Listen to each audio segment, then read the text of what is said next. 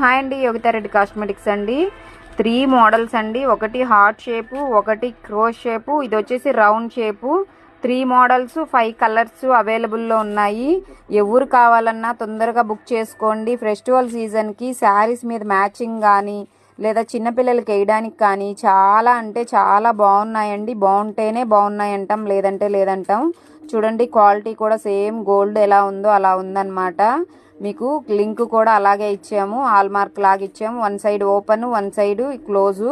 దానికి తోడు 18 క్యారెట్స్ అని ఇట్లా ఇచ్చేసామన్నమాట.